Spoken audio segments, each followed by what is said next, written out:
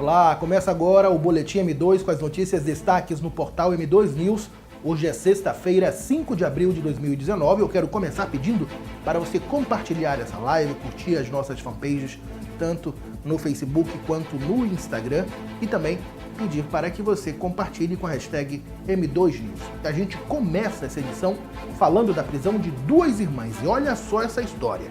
As duas irmãs, quando eram menores de idade, na realidade, quando a mais velha, que hoje tem 19 anos de idade, era menor de idade, juntamente com a outra irmã, que tinha 13 anos à época, participaram do assassinato de um desafeto do tráfico de drogas lá na zona norte de Manaus. Esse desafeto era conhecido como Balotelli. As irmãs assassinaram o rapaz, que era aí membro de uma facção rival delas lá na zona norte de Manaus. Após esse assassinato, a dupla decapitou a vítima em um balneário lá na zona norte de Manaus e depois jogou a cabeça em uma das quadras do conjunto Viver Melhor, morando lá. Esse crime chocou a cidade na época e marcou o início da guerra entre facções rivais pelo comando do tráfico de drogas lá naquela área da cidade. As duas foram presas hoje em cumprimento a uma medida judicial.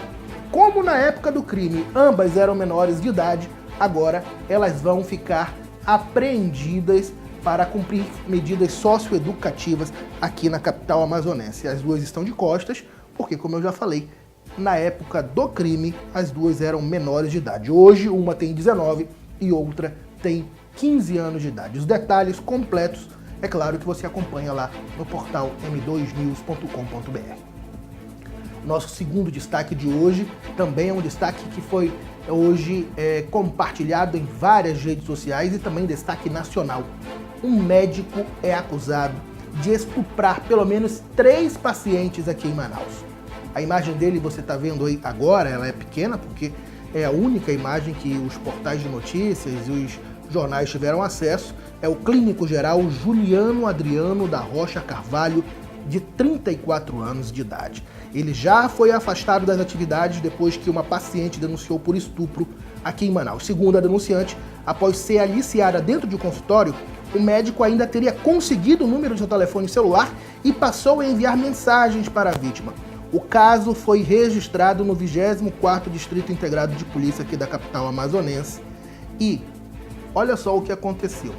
A polícia descobriu que já existem outros casos contra o médico pelo mesmo crime, aliciamento de pacientes e acusação de estupros.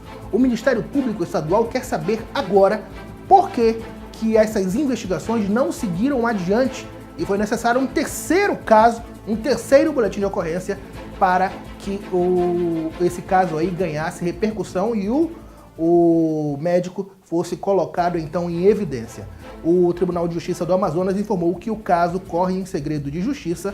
Como eu já falei, o médico está afastado das atividades e o caso ganhou grande repercussão nacional.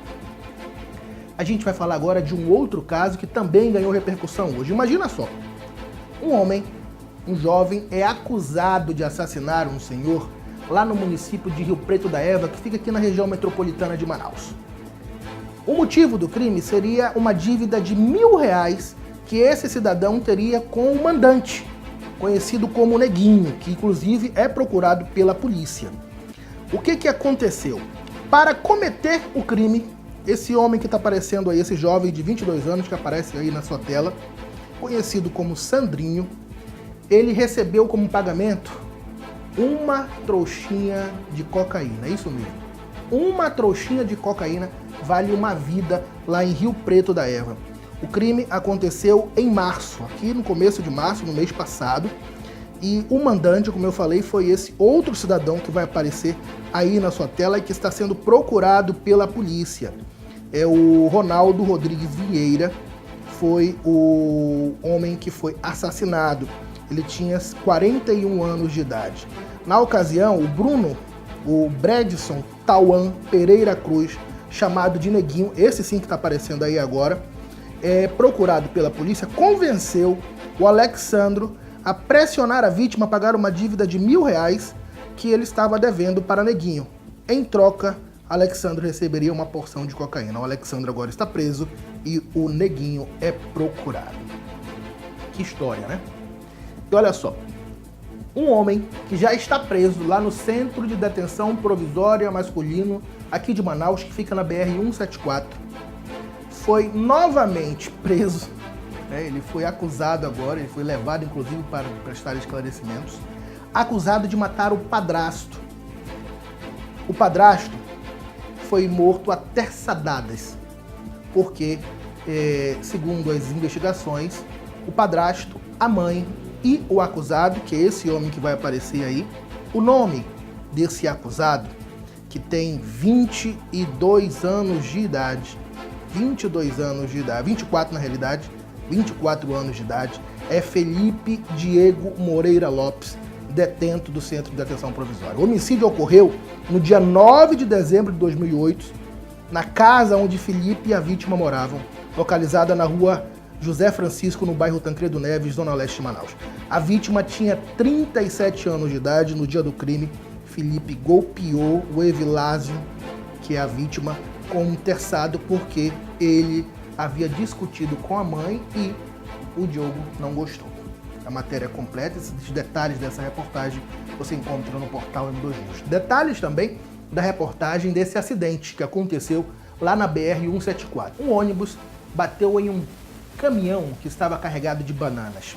As imagens que vocês estão vendo aí foram destacadas hoje com exclusividade pelo portal M2 News aqui no Amazonas. Apesar do susto, o ônibus estava lotado de passageiros, apenas o motorista do ônibus se feriu, teve um problema na clavícula, passa bem, não está aí, não corre risco de morte, mas as imagens chamam bastante atenção, né? Muitos dos passageiros estavam dormindo na hora do acidente.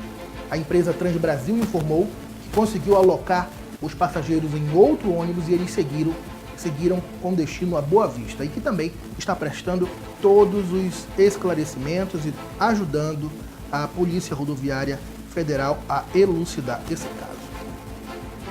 Vamos agora falar de política nacional. O presidente Jair Bolsonaro acabou com o horário de verão que estava previsto para esse ano.